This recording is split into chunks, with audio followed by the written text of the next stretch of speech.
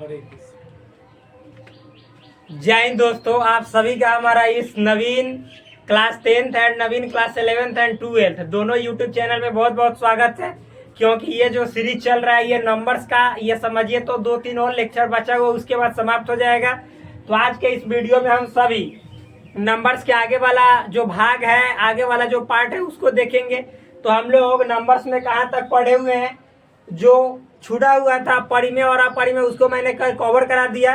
अब जो अगला है पीछे के लेक्चर में हम कहाँ तक पहुंचे थे, तो देखिए आपको क्या क्या पढ़ा दिया गया। रियल नंबर क्या होता है, इमेजिनरी नंबर क्या होता है वो पढ़ा दिया गया। रियल नंबर के कितने बाल बच्चे होते हैं वो पढ़ा दिया गया। यानी रियल नंबर के दो टाइप्स होते हैं, रेशनल नंबर जिसको हिंदी में परिमेय संख्या बोला जाता है, इरेशनल नंबर जिसको हिंदी में अपरिमेय संख्या बोला जाता है।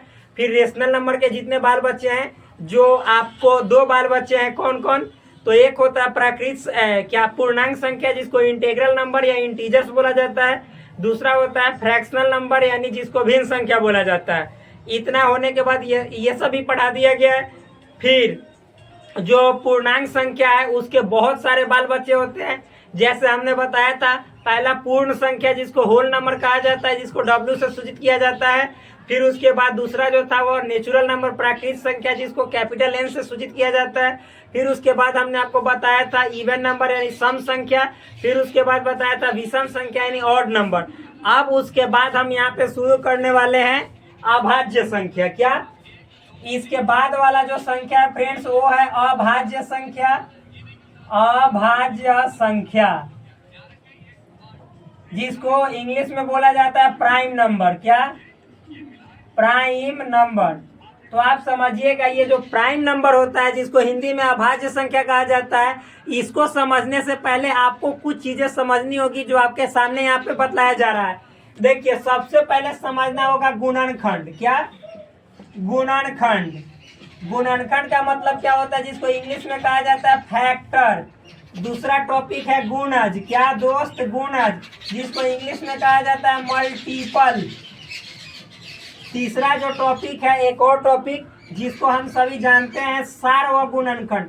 क्योंकि देखिए अब आगे अभाज्य संख्या हो गया, फिर जो हम अगला टॉपिक इसके बाद पढ़ाएंगे वो स्वाभाज्य संख्या पढ़ाएंगे। क्या स्वाभाज्य संख्या। स्वाभाज्य संख्या जिसको को प्राइम नंबर बोला जाता है। फिर जुड़वा अभाज्य संख्या जिसको ट्विंस प्राइम नंबर बोला जाता है, जुड़वा अभाज्य संख्या। फिर उसके बाद इसके जस्ट बाद आपको क्या बताया जाएगा, वो है परफेक्ट नंबर यानी संपूर्ण संख्या। संपूर्ण संख्या। फिर उसके बाद इसी के जस्ट बाद आपको बतलाया जाएगा जितना जो संख्या हमने लिखवाया है पूरा संख्या को गर्दा छोड़ा देंगे, एक एक संख्या के बारे में बताएंगे। आगे वाला जो संख्या उसको भाज्य संख्या कहा जाता है। क्या भाज्य संख्या। भाज्य संख्या कहने का मतलब है कंपोजिट नंबर, इसी को यौगिक संख्या भी बोला जाता है। तो इसको हम लोग जानेंगे। तो देखिए इन सभी को, जितने जो नंबर्स यहाँ पे दिया गया है या दिए गए हैं, इन सभी को समझने के लिए आपको कुछ टॉपिक्स को समझना नितांत आवश्यक है। जैसे गुणनखंड यानी जिसको इंग्लिश में फैक्टर बोला जाता है, गुण जिसको इंग्लिश में मल्टीपल बोला जाता है। एक और समझिए सार्वगुणनखंड। क्या सार्वगुणनखंड जिसको इंग्लिश में बोला जाता है कॉमन फैक्टर। Common factor. एक और टॉपिक है जिसको हिंदी में बोलते हैं सार्वगुणज। क्या सार्वगुणज, और इंग्लिश में बोला जाता है कॉमन मल्टीपल। क्या बोला जाता है, कॉमन मल्टीपल।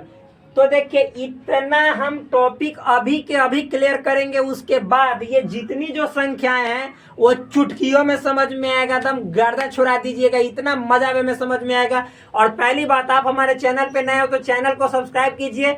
और जो जिस नवीन क्लास 11th एंड 12th वाला चैनल को प्लीज आप 100 का आंकड़ा पार करवाइए। और जो दूसरा चैनल नवीन क्लास 10th उसको भी 100 का आंकड़ा पार करवाइए, ताकि हम समझे, हमको मोटिवेशन मिले और हम लगातार आपको समझिए। तो जितनी जो नंबर मतलब यहाँ पे देखे जा रहे हैं, लिखे जा रहे हैं, जो संख्याएं बताई जा रही हैं, वह जल्दी से जल्दी क्लियर करके और आपका जो मेन सिलेबस है जिसके जरिए आप अपने टारगेट को प्राप्त करेंगे, अचीव करेंगे, क्लास 11th हो या क्लास 11th हो या 12th हो या फिर क्लास 10th हो, तो उन सभी को पढ़ाया जाएगा। जितने जो सब्जेक्ट्स हैं क्लास 10th में, जो भी सब्जेक्ट्स हैं, जैसे क्लास 10th में मैथमेटिक्स है, फिर साइंस में 3 साइंस है, भौतिकी है, रसायन है, जीव विज्ञान है। भौतिकी मतलब फिजिक्स, रसायन मतलब केमिस्ट्री, जीव विज्ञान मतलब बायोलॉजी, और फिर एक सामाजिक विज्ञान है जिसको हम लोग सोशल साइंस कहते हैं या सामाजिक अध्ययन सोशल स्टडीज भी बोल सकते हैं। तो उसमें आपको कितने सब्जेक्ट्स हैं, जैसे इतिहास हो गया यानी हिस्ट्री, फिर भूगोल हो गया यानी ज्योग्राफी। भूगोल के साथ ही एक मतलब कि और अटैच होता है वो उसका सिलेबस में आपदा प्रबंधन, जिसको इंग्लिश में डिजास्टर मैनेजमेंट बोला जाता है। फिर उसके साथ ही आपको सिविक्स यानी नागरिक शास्त्र पढ़ना है, जिसको राजनीतिक विज्ञान का पार्ट माना जाता है यानी पॉलिटिकल साइंस का। आपको अर्थशास्त्र पढ़ना है जिसको इकोनॉमिक्स कहा जाता है। इतना ये क्लास 10th में बोल रहे हैं। फिर क्लास 10th में हिंदी है, आपका इंग्लिश है, फिर संस्कृत भी है क्लास 10th का सिलेबस, और मैथमेटिक्स तो है ही। और उसके बाद इतना हो जाने के बाद, इतना पढ़ लेने के बाद, यदि आप क्लास 11th और 12th की सिलेबस देखें तो साइंस वाले बैकग्राउंड के जो स्टूडेंट्स हैं उनका तो मतलब कि बायो से रहेगा तो फिजिक्स, केमिस्ट्री, बायो और हिंदी इंग्लिश पढ़ना पड़ेगा। जो मैथ्स से हैं तो उनको मैथ, फिजिक्स, केमिस्ट्री और एक्स्ट्रा में बायो है तो उनको बायो पढ़ना पड़ेगा, और हिंदी इंग्लिश कॉमन है। तो इतना हो जाने के बाद ये जल्दी जल्दी जब संख्या समाप्त हो जाएगा तो हम मेन सिलेबस को आपको मतलब कि यहाँ पे लिख देंगे और स्टार्ट कर देंगे जो आपका कोर सिलेबस है। उसके बाद गर्दा छुड़ा के हम लोग पढ़ेंगे और जल्दी जल्दी पूरा डीप वे में यानी डिटेल वे में कहने का मतलब है कि एक एक टॉपिक को पढ़ेंगे तो गहराई के साथ पढ़ेंगे वास्तव में उसमें क्या है। जब आप गहराई के साथ पढ़ लेंगे तो जितना उस टॉपिक से रिलेटेड, जितना उस चैप्टर से रिलेटेड ऑब्जेक्टिव है वो छू मंतर वे में बन जाएगा, इजी वे में बन जाएगा। तो प्लीज यहाँ पे देखने का प्रयास कीजिए कि अभी जो जो हमने टॉपिक लिखा है, गुणनखंड, गुणज, सार्वगुणज और फिर सार्वगुणनखंड, ये पहले क्या होता है इसको चलिए समझते हैं। उसके बाद ये सब हलवा हो जाएगा, वेरी सिंपल हो जाएगा। तो चलिए गर्दा छुड़ाते हैं गुणनखंड को, गुणज को, सार्वगुणनखंड को और सार्वगुणज को। तो प्लीज पहला टॉपिक है गुणनखंड, लिखते हैं, इसको मिटाते हैं और अभी इसको भी मिटाते हैं और स्टार्ट करते हैं गुणनखंड। तो इसको भी, दोनों को, गुणनखंड और गुणज दोनों मतलब पढ़ाया जाएगा।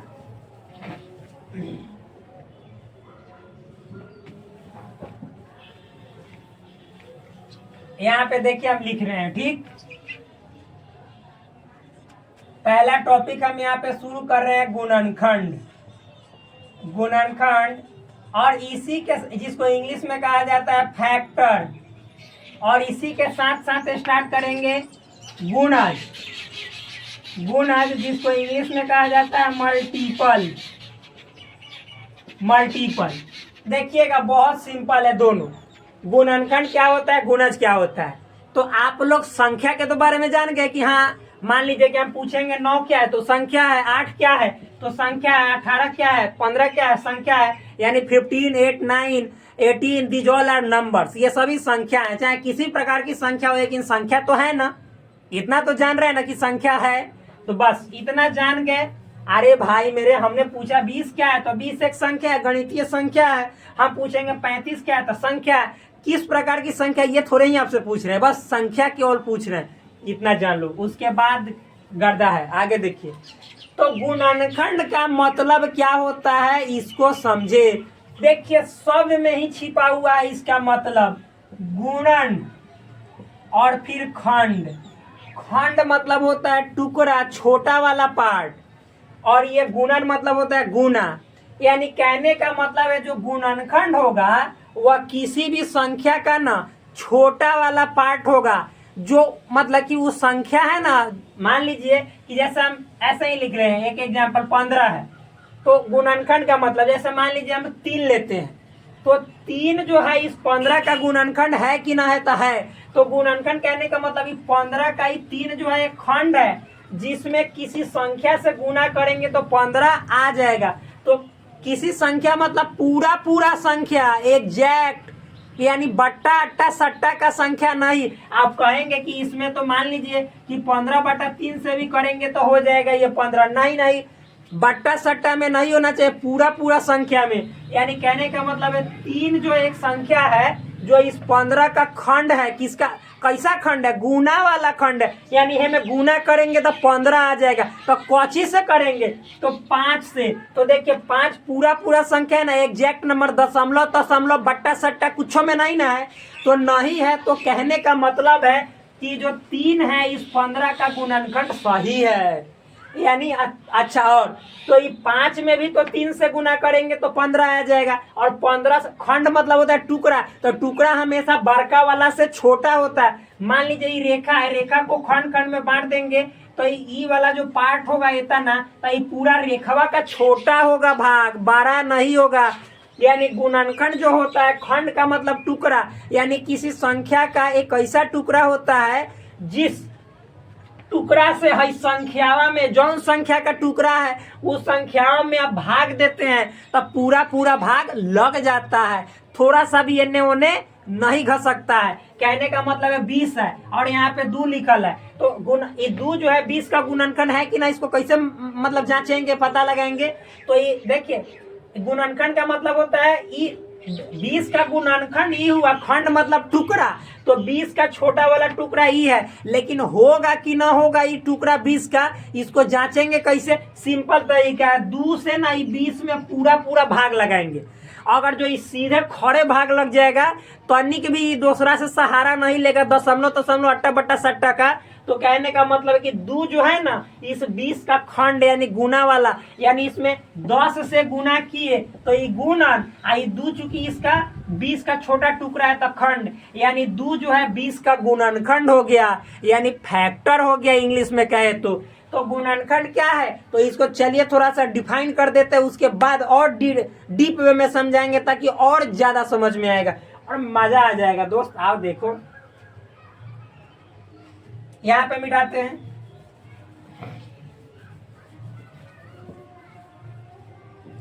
तो देखो गुणनखंड समझ में आया कि बस गर्दा छोड़ा दीजिएगा आप लोग। तो लिखते हैं किसी संख्या, मतलब कोई भी संख्या हो, किसी संख्या का गुणनखंड, मतलब कोई संख्या का गुणनखंड क्या होगा। ये गुणनखंड मान लीजिए कोई संख्या लीजिएगा तो उसका गुणनखंड क्या क्या आएगा, तो वही लिख रहे हैं किसी संख्या का गुणनखंड।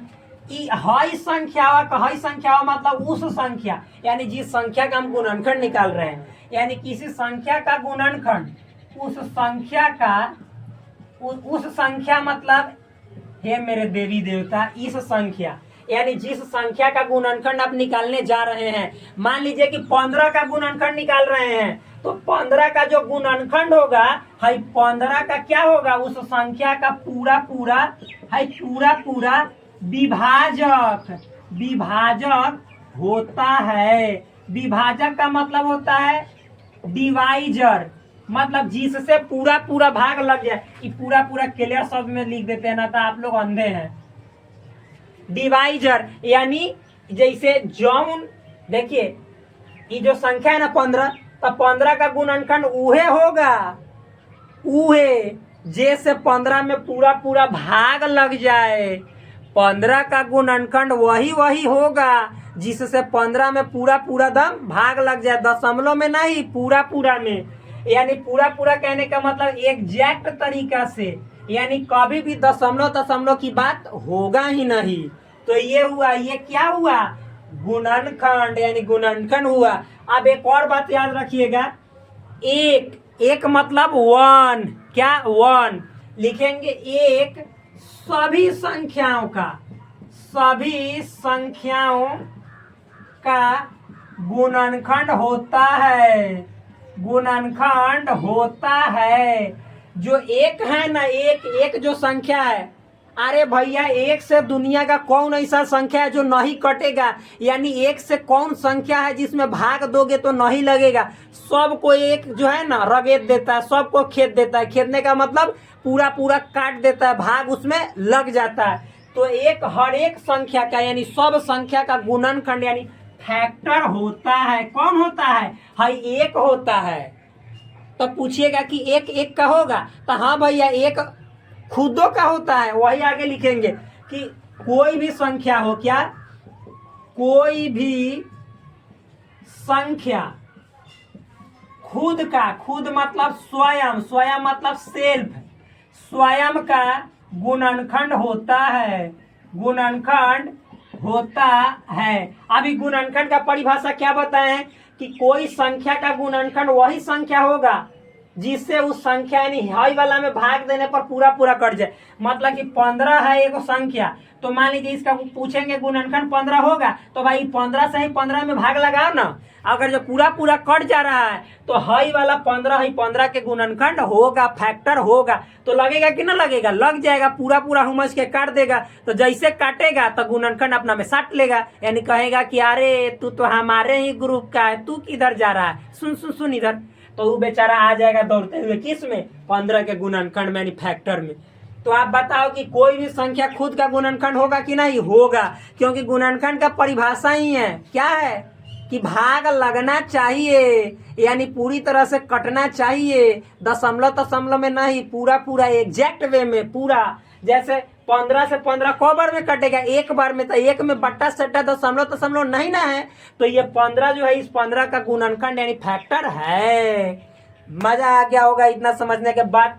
तो आप देखिए इतना समझ में आया आप लोगों को, कुछ दिक्कत भी हुआ क्या इतना समझने में, कुछ दिक्कत नहीं, आगे समझिएगा।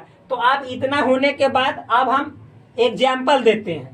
क्या एग्जाम्पल, तो मान लीजिए जैसे लिखते हैं, क्या जैसे, जैसे मतलब होता है एग्जाम्पल, उदाहरण, एज। देखिए तो मान लीजिए कि हम लिखेंगे, अरे भाई मेरे यहाँ पे लिख रहे हैं 10 लिख रहे हैं, तो कहेंगे 10 एक संख्या है, तो बताओ इसका गुणनखंड कौन कौन होगा। तो मेरे भाई सबसे पहले ना यहाँ पे एक और बात लिख देते हैं, किसी संख्या का गुणनखंड, किसी संख्या का गुणनखंड, कोई भी संख्या उसका जो गुणनखंड होगा, फैक्टर होगा, उस संख्या के, कौन संख्या, जिस संख्या का गुणनखंड निकालने जा रहे हैं, उस संख्या से छोटा या उस संख्या से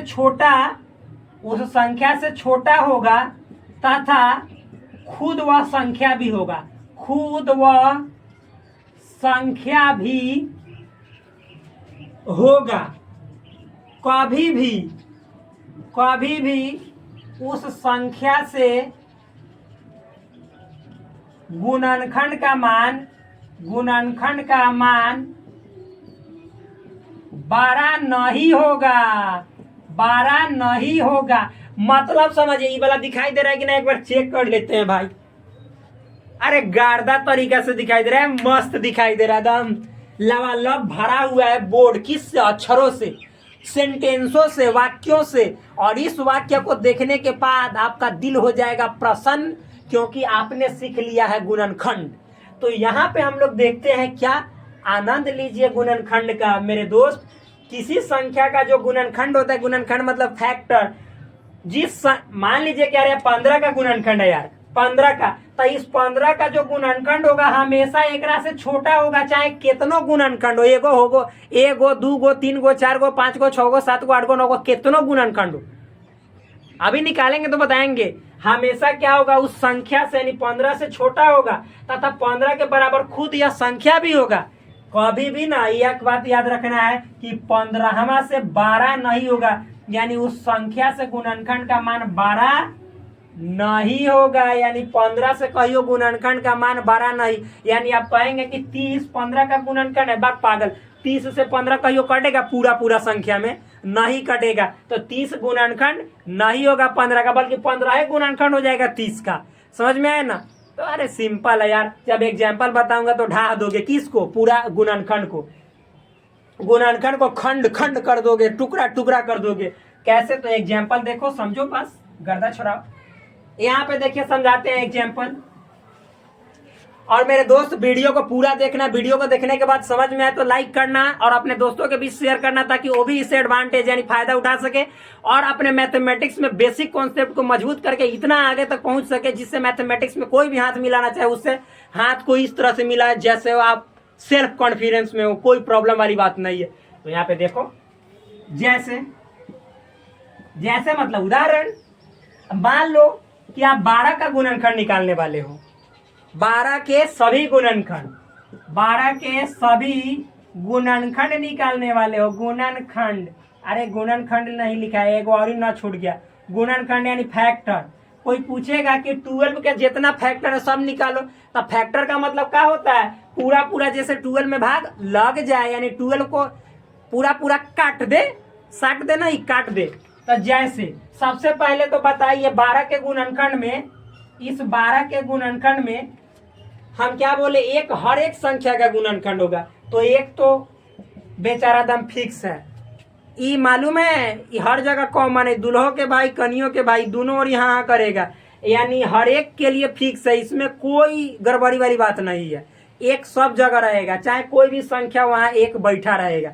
यानी एक क्या है, पंडित जी है, हम अगुआ बोल दिए वो पंडित जी है, ये पंडित जी है एक। ठीक, आगे देखिए, ये सब जगह रहेंगे, हर एक जगह एक सभी संख्याओं का गुणनखंड होता है। तो लिख दिया, क्योंकि 1 से 12 में भाग लगाएंगे तो 12 को पूरा तरह से काट के फेंक देगा। ठीक, यानी 1 12 का गुणनखंड होगा। अब उसके बाद फिर उसके बाद कोई भी संख्या खुद का गुणनखंड होता है, यानी एक हो तो एक हुआ, और 12 यहाँ पे लिख देते हैं ताकि बीच में और संख्या लिखना। 12 भी 12 को पूरा तरह से काट के फेंक देगा, यानी 12 जो है सो अपने आप का गुणनखंड होगा, यानी हर एक संख्या अपने आप का गुणनखंड होता है। तो इतना समझ में आया। अब देखो, अब 1 के बाद हम बढ़ते, हमेशा 1 से 12 के बीच में होगा, क्या होगा, गुणनखंड 1 से 12 के बीच में। आप कहोगे कि 13 को हम देखेंगे कि है कि ना, रे छोटा 12 से तो 13 बड़ा है, तो 13 को तुम काहे देखोगे, 12 तक देखना है, जो संख्या है वहीं तक देखना है। तो 1 देख लिए, 1 से तो हमेशा होगा, 12 से यानी खुद से हमेशा कटेगा। अब आगे देखना है, अब 2 से 12 कटेगा पूरा पूरा बार में, तो 6 बार में कटेगा, तो हाँ भाई होगा। अरे हम यहाँ पे 6 लिख दिए, यानी 2 से कटेगा तो 2 होगा 12 का गुणनखंड। फिर 3 से जांचेंगे, तो एक और बात, 2 से कितना बार में कटा, 6 बार में, तो याद रखिएगा 6 होगा। क्या होगा, 6 होगा। तो पहले तो 2 हो गया, फिर अब जांच करेंगे 3 से, किससे, 3 से। तो आप ही बताओ, 3 से 12 कटेगा, तो हाँ कटेगा, 3 चौके 12, 3 4 जा 12, कट गया। फिर 3 के बाद हम लोग देखेंगे 4 से, तो 4 तिहाई 12, यानी 4 3 जा 12, पूरा पूरा कट जा रहा है, यानी 4 भी होगा। फिर देखेंगे 5 से, तो 5 से 12 कटेगा ना, ये कहेगा कि नहीं हम तुम्हारे ग्रुप के नहीं है, तू हमारे लायक नहीं है, यानी 12 जो है सो 5 को पसंद नहीं करेगा, उसको रिजेक्ट मार देगा। क्यों, क्योंकि उसके लेवल का मिलिए नहीं रहा है भाई, उसके साथ दोस्ती करने वाला है ही नहीं। तो अब 5 के बाद 6 देखेंगे, तो 6 को क्या करेगा, साट लेगा कि अरे तू तो हमारे ग्रुप का है, तू कहाँ जा रहा है, सुन सुन सुन, इधर आ, अपने राजा के पाजा में आ। ठीक, यानी अपने पास आ, तू किधर जा रहा है। तो यहाँ पे 6 होगा, यस, क्योंकि 6 दूनी 12, यानी 6 2 जा 12। अब 6 के बाद हम देखेंगे 7, तो 7 से कटबे नहीं करेगा, यानी इसको रिजेक्ट मार देगा, भाग भाग तू काला है, हटाओ हटाओ, तू हमारे ग्रुप का नहीं है। कौन कहेगा, 12, यानी उसको शामिल नहीं करेगा, वो उसका गुणनखंड नहीं होगा, किसका, 12 का।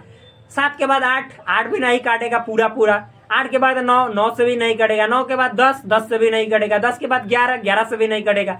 और अंत में कहेगा छुच्छे कि हम तो, वो कहेगा खुद दे कि हम तो अपने आप के तो दोस्त बनिए जाएंगे, तो ये अपने आप को शामिल कर लेगा कि हम खुद शामिल हो जाते हैं गुणनखंड में। तो यानी 12 के टोटल गुणनखंड इतने हुए, 1 2 3 4 6 12, यानी ये सब क्या हुए, 12 के गुणनखंड, यानी इन सभी संख्याओं से 12 में पूरा पूरा भाग लग जाता है। तो आप बताओ एक बात कि कोई भी संख्या का, जैसे 12 का गुणनखंड निकाले, फैक्टर निकाले, तो इस संख्या का जो 1 2 3 4 5 6, यानी गिनती, ये हम अभी दूसरा तरीका से गिन रहे, 1 2 3 4 5 6, ये मतलब हम संख्या गिन रहे कि 12 को को संख्या काट दिया पूरा पूरा, तो 1 2 3 4 5 6 गो ऐसा संख्या है जो 12 को पूरा पूरा काट दिया, यानी 6 गो जो ऐसा संख्या जो 12 का गुणनखंड हो गया। तो आप बताओ कि 6 को आप गिन सकते हैं कि नहीं। अरे भाई 6 वो फिक्स नंबर ना है, यानी 6 हो गया 10 हो गया फिक्स है, लेकिन हम कहेंगे 1 2 3 4 5 6 7 8 9 10 अनंत, तो अनंत को आप पकड़ सकते हो नहीं ना। तो जिसको पकड़ नहीं सकते उसको कहा जाता है अपरिमित। क्या, अपरिमित। और जिसको पकड़ लेते हो, पकड़ने का मतलब जैसे 10 गो 20 गो 5 करोड़ 10 करोड़, तो ये फिक्स है कि 10 करोड़, लेकिन 10 करोड़ नहीं। नेचुरल नंबर जैसे प्राकृतिक संख्या हमने पढ़ाया 1 2 3 4 5 6 7 8 9 10, 11 12 13 14 प्राकृत संख्या में 15 16 17 18 19 20 डॉट डॉट डॉट अनंत तक, कि कहिया खत्म होगा कोई अते पते ना। यानी आप अरबों खरबों में बढ़ते जाओ फिर भी उसके बाद भी बढ़ते जाएगा। तो कहने का मतलब ये पकड़ाएगा एक और अंतिम छोर नहीं, तो ये इसको कहेंगे जो नहीं पकड़ाता अपरिमित। लेकिन एकड़ तो कोई भी संख्या का आप गुणनखंड निकालोगे तो 10 गो होगा, चाहे 20 गो, चाहे 50 गो, चाहे 500, चाहे 1000, चाहे 1 लाख, कोई फिक्स नंबर होगा। यानी जिस संख्या का आप निकालोगे ओकरा से अंदरे में आएगा, यानी ओकर संख्या निश्चित रहेगा, गिनोगे तो गिना जाएगा। लेकिन अनंत वाला कहियो नहीं गिनाएगा। तो जेकरा गिनना पॉसिबल है, संभव है, उसको परिमित, और जिसको गिनना नहीं संभव उसको अपरिमित। तो आप बताओ कि कोई भी संख्या का जो गुणनखंड होता है उसकी संख्या परिमित, यानी उसकी गिनती करते हैं तो परिमित में आता है कि अपरिमित? तो परिमित। यानी एक और बात, किसी भी संख्या का गुणनखंड हमेशा परिमित होता है, यानी उसको गिन सकते हैं, अनंत नहीं होता है, यानी हमेशा फिक्स होता है। ठीक, तो इतना बात आप समझ गए होंगे, इसको लिख लीजिएगा अपने नोट्स में। आगे देखिए, ये बात जरूर लिख लीजिएगा। हाँ, इतना हो गया। तो आप देखें कि 1 हुआ, यानी 12 का गुणनखंड टोटल इतना हुआ। अब आगे देखिए, हम लोग इसी तरह से और 1 2 संख्या का गुणनखंड पढ़ लेते हैं। ठीक,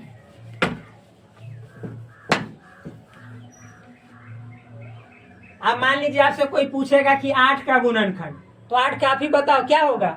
मान लीजिए कि 1 तो होगा 8 का हमेशा, फिर 8 भी भाई अपने आप बेचारा होगा, और फिर 8 को 1 के बाद देखेंगे 2 से कटेगा तो 2 चौके 8, तो 2 भी होगा इसका फैक्टर। 2 के बाद 4 से कटेगा, 3 से कटेगा तो 3 से नहीं कटेगा तो 3 नहीं होगा। 4 तो 4 से कटेगा, फिर उसके बाद 5 नहीं कटेगा, 6 नहीं कटेगा, 7 नहीं कटेगा, तो खुद देखो 8 हो जाएगा। तो पहले नहीं लिखना है, हम ऐसे ही लिख दे रहे हैं। मान लीजिए कि आपसे पूछेगा 7 का, तो बेचारा 7 का तो 1 से तो हमेशा कटेगा। अब 1 के बाद 2 देखेंगे, 2 से नहीं कटेगा, 3 से भी नहीं कटेगा, 4 से भी नहीं कटेगा, 5 से भी नहीं कटेगा, 6 से भी नहीं कटेगा। अब बेचारा छूछे अपने आप से तो कटबे करेगा 7 से, यानी 7 का फैक्टर हुआ 1 और अपने आप खुद 7। फिर उसी तरह से मान लीजिए कितना भी का देखो 25 का, तो 25 तो एक तो हाँ एक कोई का होगा, इसमें कोई दो राय की बात नहीं, यानी ये सोचने वाली बात ही नहीं है। 1 के बाद 2 से कटेगा नहीं, 3 नहीं, 3 से कटेगा नहीं कटेगा, 4 से नहीं, 5 से कटेगा, तो 5 से 5 25। अभी ना हम तुरंत बाद ना, जैसे इसके तुरंत बाद कटने का नियम पढ़ाएंगे, विभाज्यता जिसको बोला जाता है, डिविजिबिलिटी,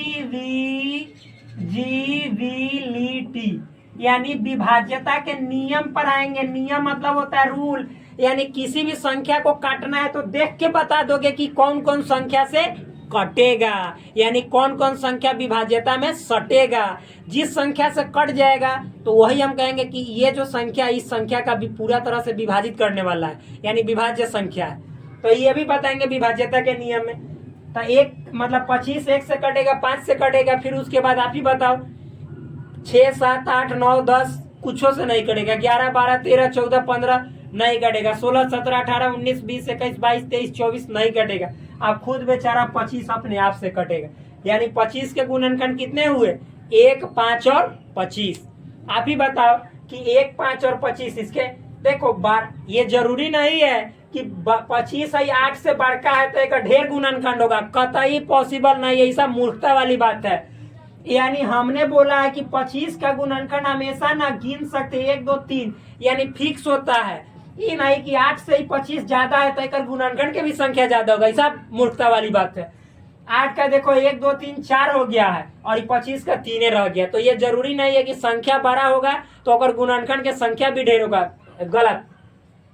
तो यहाँ पे देखिए, तो अब 8 का 1 2 3 1 2 4 8 हुआ, तो ये सभी क्या है 8 के गुणनखंड, मतलब आप इन सभी से 8 में भाग दोगे तो पूरा पूरा कट जाएगा।